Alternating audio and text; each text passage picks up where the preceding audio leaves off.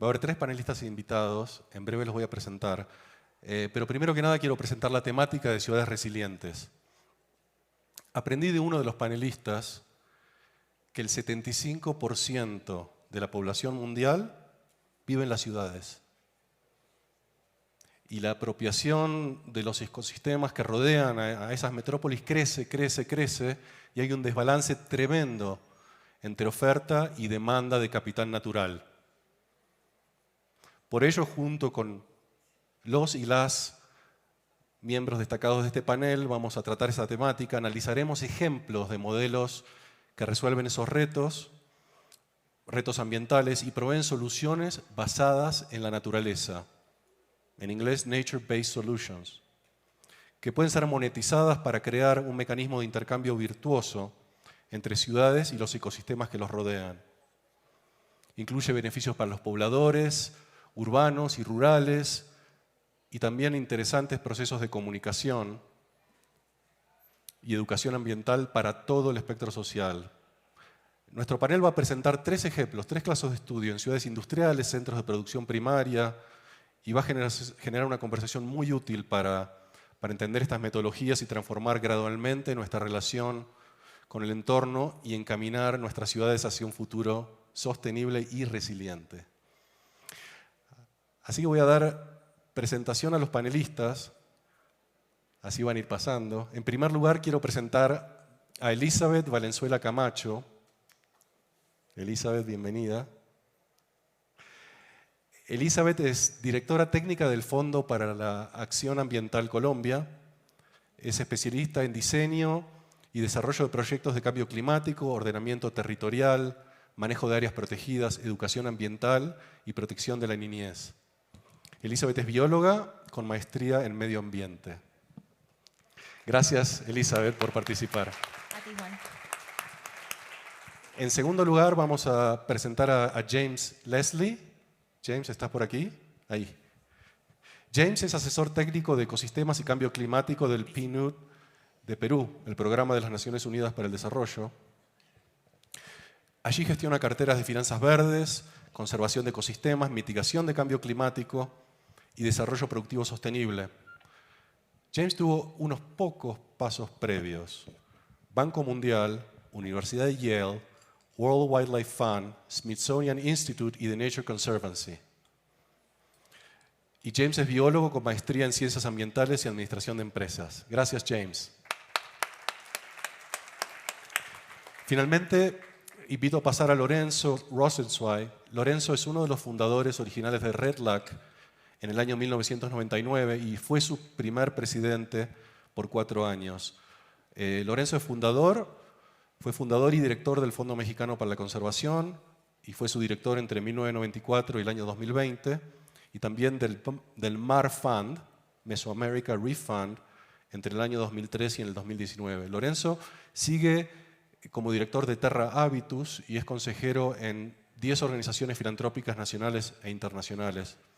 Lorenzo tiene una maestría en ciencia y más de 45 años de experiencia en el campo de la conservación y ha movilizado $450 millones para conservación en distintos proyectos. Gracias, Lorenzo.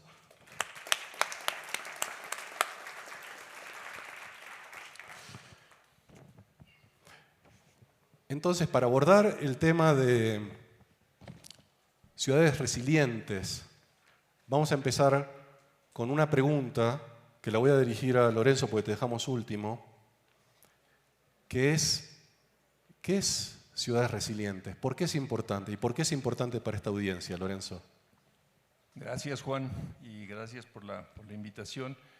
Pues las ciudades tienen una enorme huella ambiental sobre los ecosistemas que las rodean, y las ciudades dependen completamente de sus servicios ecosistémicos. Y como tales, los servicios ecosistémicos van a ser limitados. Entonces, para las ciudades es muy importante manejarlos porque llega un momento en que se convierten en un recurso finito para la ciudad. Caso concreto, la ciudad de Monterrey. Ustedes están viendo en la imagen el río Santa Catarina. Es una ciudad que es cruzada casi 40 kilómetros de oeste a por este río.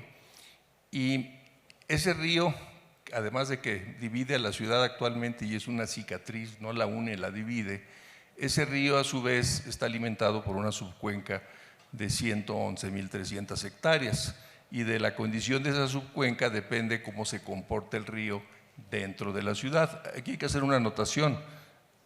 El río no se le atravesó a la ciudad se le atravesó al río. Entonces es muy importante.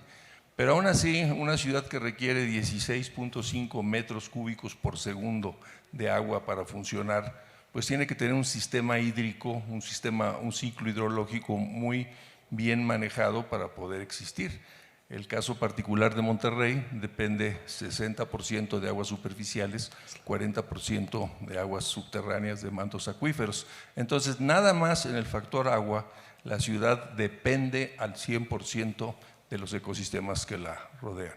Y concluyo diciendo en esta primera intervención que en vez de ver a las ciudades como un problema con una gran huella ambiental, pueden ser unos actores formidables para la conservación, porque finalmente dependen de la conservación de estos paisajes, de estas escalas. En el caso particular de la ciudad de Monterrey, hemos articulado el proyecto Río Ciudad, del cual les voy a platicar más adelante, en un polígono de 750.000 hectáreas que rodea la ciudad. Creo que con eso queda claro. Excelente, Lorenzo. Muchísimas gracias. Entonces vamos a dar comienzo a los casos. Y lo bueno es que tenemos 3 países representados aquí, ¿no? Vamos a hablar de casos en Colombia, casos en Perú y casos en México. En ese orden, empezando con Elizabeth, James y Lorenzo. Entonces, primero que nada, Elizabeth, vamos a tomar el caso tuyo de Colombia, así que por favor, si podemos poner en pantalla. Bueno, muchas gracias, Juan, y a todos por estar aquí en esta reflexión sobre qué es esto de hacer ciudades resilientes. Y ahí la primera consideración, añadiendo a la reflexión que hacía antes Lorenzo, es que las entendemos desde el punto de vista del desarrollo urbano, en términos del ordenamiento territorial y el uso del suelo, pero también desde la construcción y las edificaciones. Y en la lógica del Fondo Acción, nosotros buscamos crear condiciones habilitantes para implementar políticas públicas que se materializan en términos de capacitaciones, información y, por supuesto, el financiamiento que nos permita alcanzar las metas que tenemos en términos climáticos y de biodiversidad. Ahí en financiamiento pues hay unas brechas importantes. Si bien cada vez hay más instrumentos, todavía hay distancia entre la oferta y la demanda, y es súper importante que empecemos a entender los riesgos, tanto físicos como de transición, que implica lograr un desarrollo bajo en emisiones, pero resiliente también. Y sin duda las oportunidades. Y eso nos ha llevado a nosotros a trabajar tanto con el sector público, desde el gobierno nacional y gobiernos locales, pero también con el sector privado. Y aquí lo que quiero plantear es lo que hemos trabajado en 2 casos, con sector de la construcción y sector de gobierno, tanto en mitigación como en adaptación. Partiendo de reconocer lo que está en la imagen de la izquierda de ustedes, el efecto de las islas de calor que tenemos en las ciudades. Es una imagen de Bogotá en sus localidades, donde se evidencia las diferencias de temperatura que se generan por esa disminución de la vegetación, por los materiales que se usan, incluso por la geometría urbana, que generan un mayor consumo energético, pero también afecta la calidad del aire y sin duda el bienestar de la gente. Y este fenómeno en el caso de Bogotá ha venido mostrando pues un incremento en los últimos años, ya incluso se extiende 2 kilómetros por fuera del límite de la ciudad y genera un aumento de temperatura de hasta 0,7 grados Celsius dentro de la ciudad frente a las áreas rurales. ¿Qué ha hecho el nivel nacional y el Ministerio de Vivienda? Hay una resolución que impulsa medidas de ahorro energético para la eficiencia, y estas son unas pasivas en términos de diseño y otras activas en términos de equipos. Ahora, el sector de la construcción entiende lo que hay que hacer, hay una regulación, pero para desbloquear ese financiamiento lo que nosotros vimos fue la oportunidad de fortalecerlos en un sistema de monitoreo, reporte y verificación. Y es así como hicimos el primer piloto de monitoreo y de contabilización de la reducción de emisiones por ahorro energético en edificaciones nuevas y edificaciones que fueron haciendo mejoras con las limitaciones que hay en la información. Y más allá de los datos o los resultados, para nosotros lo que fue clave fue poder hacer ese diálogo y poder sacar un protocolo, una calculadora y unas recomendaciones de política que nos permitan entender las necesidades y las motivaciones de esos actores de la construcción, cumpliendo la norma. Y ahora, desde el punto de vista de la adaptación, es la imagen del otro lado de la pantalla. Este es un caso de éxito de una iniciativa de desarrollo urbano en un municipio aledaño a Bogotá, donde son esas mismas regulaciones de la autoridad ambiental, en este caso, las que motivan a la constructora a pensar en sistemas urbanos de drenaje sostenible, en sistemas de revegetalización para control de erosión, pero también pensar en cómo se construye y se diseña para recibir mejor la luz, para garantizar confort térmico y en últimas medidas que generan pues adaptación al cambio climático. Aquí la brecha es más grande, que en la mitigación es más difícil, y eso es lo otro que vemos, que para los constructores no es tan claro qué es adaptación, cómo se traduce en un costo-beneficio y cuál es el retorno de la inversión, pero la apuesta es seguir trabajando con ellos para que tengan información y con casos de éxito se puedan inspirar para seguir haciendo más. Gracias. Muchísimas gracias, Elizabeth.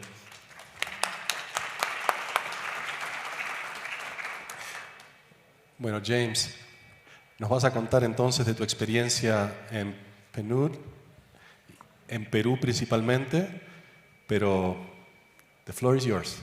Muy bien, gracias Juan. Yo les voy a hablar de Lima.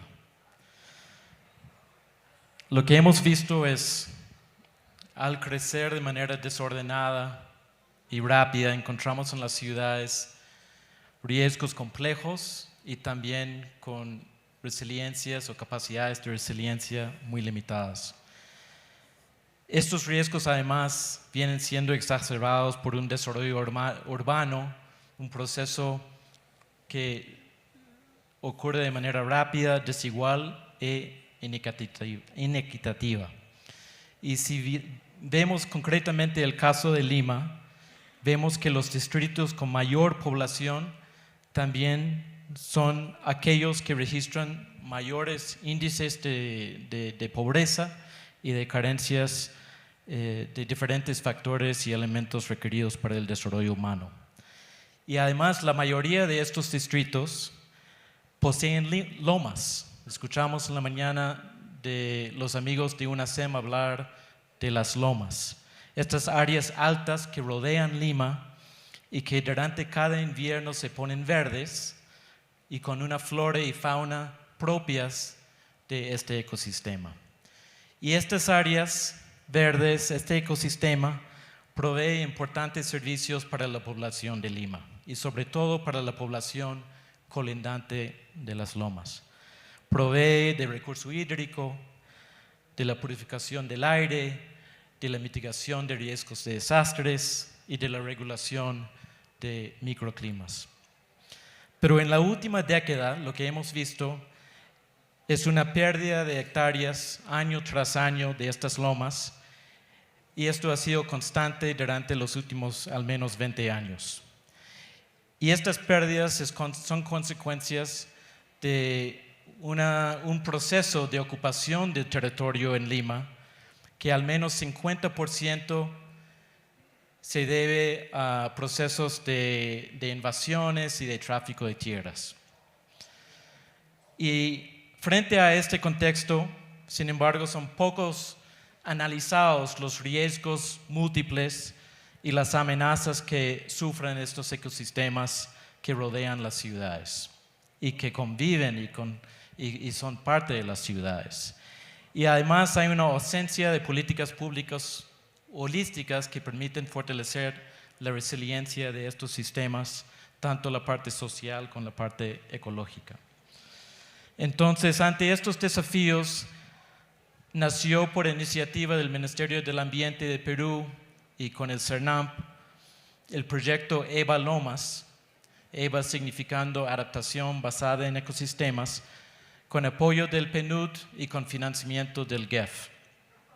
Y lo que buscó EVA Lomas fue apoyar la conservación, la restauración y la gestión sostenible de estos ecosistemas, pero tomando en consideración que forman parte de un entorno y un contexto también social dinámico en Lima. En un periodo de 5 años de implementación, que además coincidió en buena parte con la pandemia, Se lograron 4 grupos de resultados para atender a algunas de estas brechas asociadas con la falta de resiliencia. El primero, se ayudó a consolidar la gestión territorial de estos espacios mediante el acompañamiento técnico para la creación de un área de conservación regional bajo la responsabilidad de la Municipalidad Metropolitana de Lima. Y además el acompañamiento para el establecimiento del primer área de conservación privada en Lima, que fue mencionado en la mañana por una SEM, además liderada así por una empresa privada.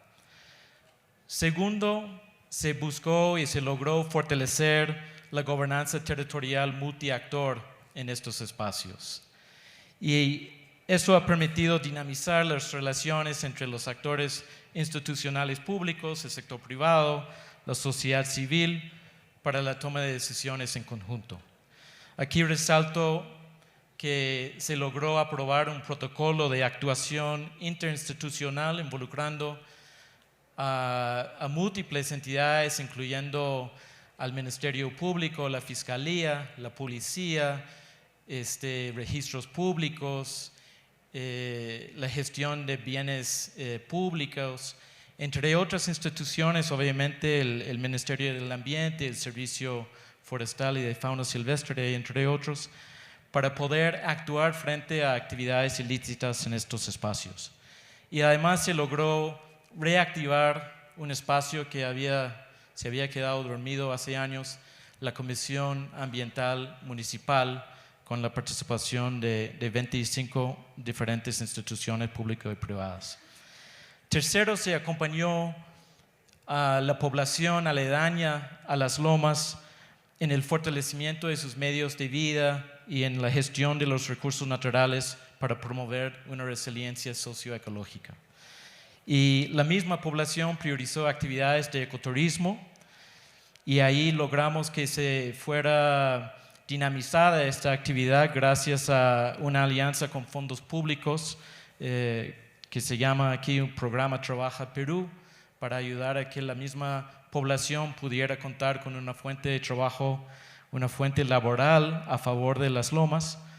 Y segundo, la instalación de viveros para la restauración de estos espacios, cada uno con un plan de negocio que pudiera asegurar su viabilidad a largo plazo.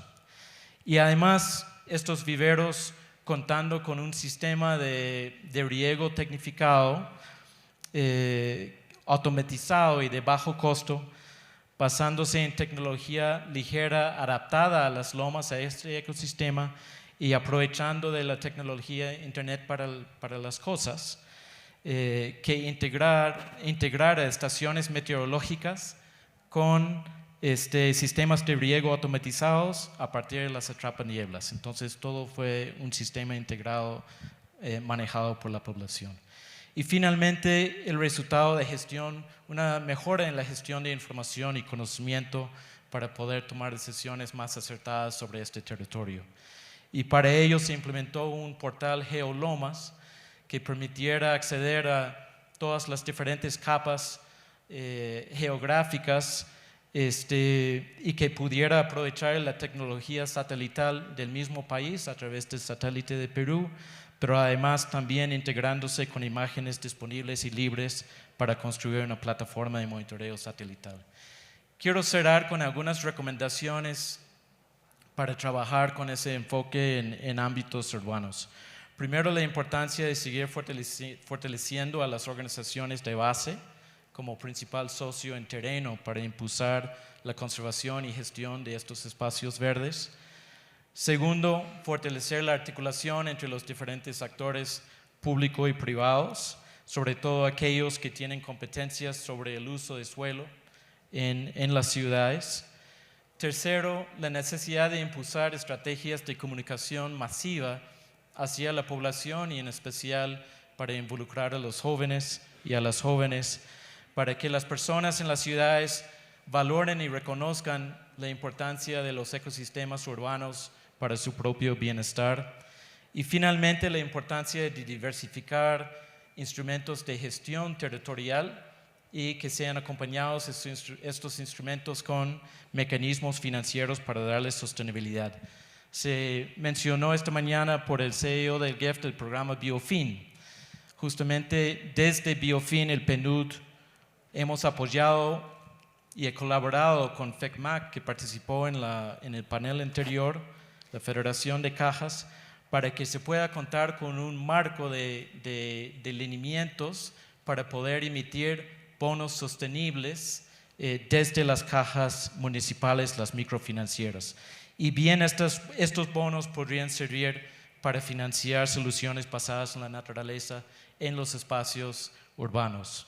Segundo, hemos facilitado la articulación de actores públicos y privados para un mecanismo financiero bastante, creo que propio de Perú, que se llama Obras por Impuestos, pero obras por impuestos enfocados en la infraestructura natural, para que otras empresas, tomando como ejemplo el caso de UNACEM que escuchamos en la mañana, puedan invertir sus recursos asociados con sus compromisos fiscales directamente en la conservación y restauración de los ecosistemas urbanos.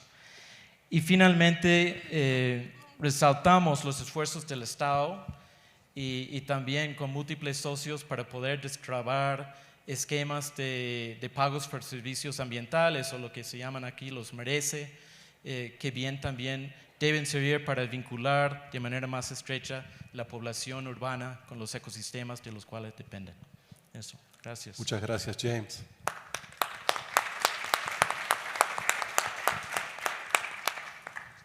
Bueno, Lorenzo, vamos a volver a poner la hoja del río Ciudad de Monterrey y nos vas a contar el proyecto, la metodología. Tiene que ser innovadora, tiene que tener impacto, nos tenés que dar lecciones aprendidas, resultados también. Perfecto, me parece muy bien. Y hay mucha similitud con lo que han presentado los otros panelistas. El proyecto Río Ciudad, que en los últimos 2 años me ha tocado coordinar, del cual estoy muy orgulloso, nace, como muchas otras iniciativas, de los esfuerzos, trabajo y logros de quienes estuvieron antes que nosotros. De ellos es buena parte del mérito por los avances alcanzados hasta ahora.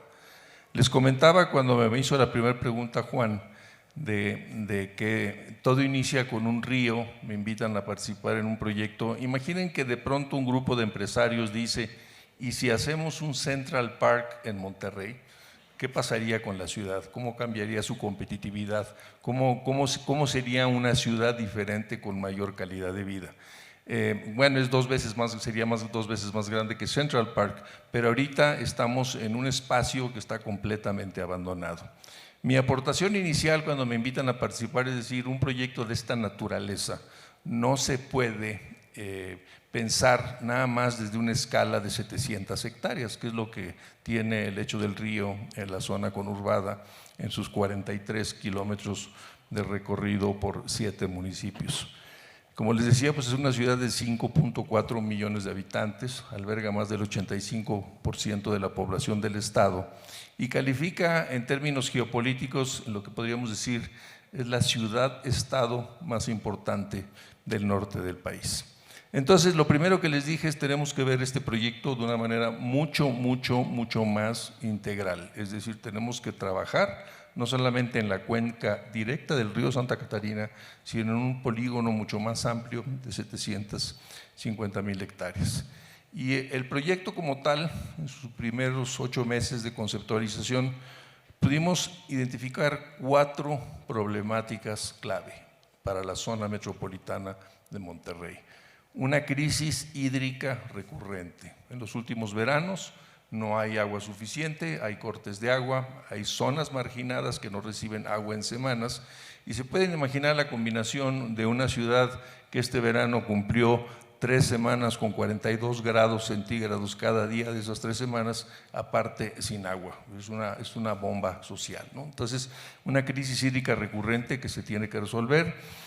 También, como les comenté, pues hubo un evidente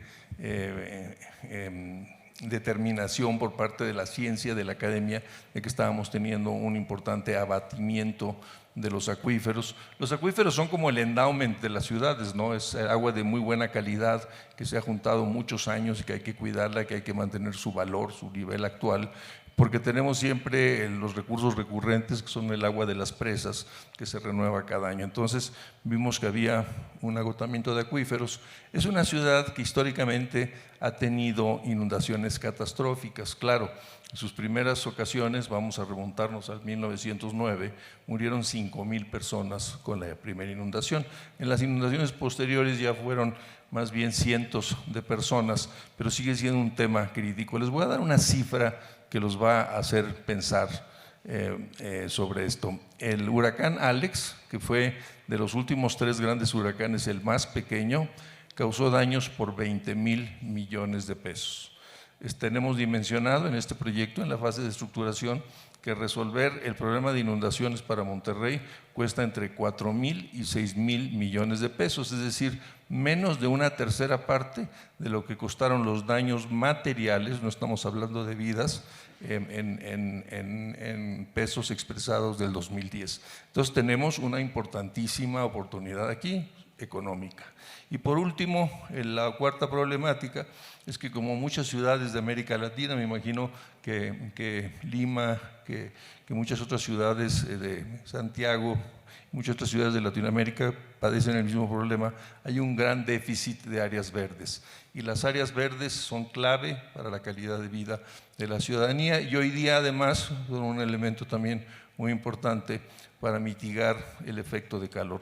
Parece ser que el tema de cambio climático ahora se exacerba con el tema del golpe de calor y que llega un momento en que el calor inducido en ciertas zonas de las ciudades por los efectos de cambio climático simplemente es un factor de muerte, es un factor mortal y como siempre afecta a las gentes más necesitadas. Entonces, el proyecto tiene 7 estrategias y con eso voy concluyendo. El adecuado manejo de zonas prioritarias de recarga hídrica. Vamos a aprovechar para decretar el río como un área protegida estatal de 1,250 hectáreas con su consiguiente plan de manejo, ¿verdad?, del área protegida. Vamos a hacer un plan de acción para el manejo integrado de la cuenca del río Santa Catarina. Vamos a diseñar un mecanismo muy robusto y de largo plazo para poder costear todo lo que invertamos, entre ellos el parque estatal, ¿verdad?, y el parque metropolitano o el corredor verde metropolitano, y con eso pues podremos recuperar mucha de esta infraestructura. Y por último, vamos a diseñar, y aquí se parece a lo que mencionó James, vamos a diseñar un geoportal que nos permita detectar en tiempo real puntos de calor para prevenir incendios, cambios de uso de suelo, ¿verdad?, la mayoría de ellos irregulares, temas de cambios de vegetación, en fin, un geoportal que nos permite entender no solamente cómo es el movimiento del recurso hídrico y en qué condiciones de humedad están ciertas zonas, sino que también nos permita reaccionar. Y desde luego, de la mano, con un esfuerzo de comunicación muy importante para que en la ciudadanía haya una verdadera cultura del agua. En Monterrey hay un lema en el recibo del agua que dice que tienes que ser un ciudadano de 100, pero no se refiere a la calificación de 100, se refiere a consumo de 100 litros por día. Ese es el objetivo, ahorita el consumo está en 150, entonces parte de la campaña es un ciudadano de 100 litros. En términos numéricos, porque siempre es importante financieros hablar de números, el proceso de conceptualización nos costó $350,000, el proceso de estructuración que conlleva 9 estudios muy importantes nos va a costar $1.5 millones, ya los tenemos asegurados, los aportó el sector privado, las empresas, y la fase de inversión, que va a ser inversión del Estado y de la Federación, estimamos que van a ser $225 millones. ¿Cuáles van a ser los beneficios? Y con eso termino porque me aleccionaron que no me pasara de 7 minutos y me quedan 46 segundos. ¿Cuáles son los beneficios?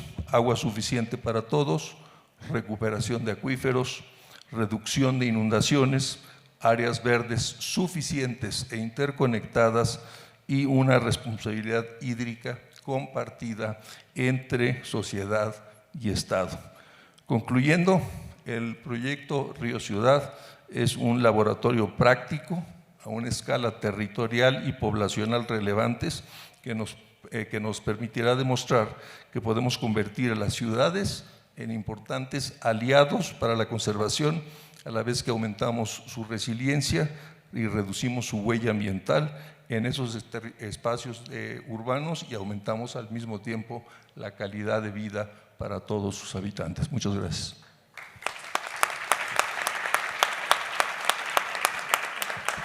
Y ya no lo comenté, pero ahí está una foto. Me dijeron que nada más podía poner una foto, puse una foto del río. Ahí está. Estaba. Estuvo todo el tiempo mientras hablaste, Sí, Lorenzo. sí, ya sé, pero no la expliqué. Ese es el río Santa Catarina en su estado silvestre. Muchísimas gracias, Lorenzo, por este último caso y gracias a los tres panelistas, Elizabeth, James y Lorenzo, por haber participado y esto concluye el panel. Muchísimas gracias.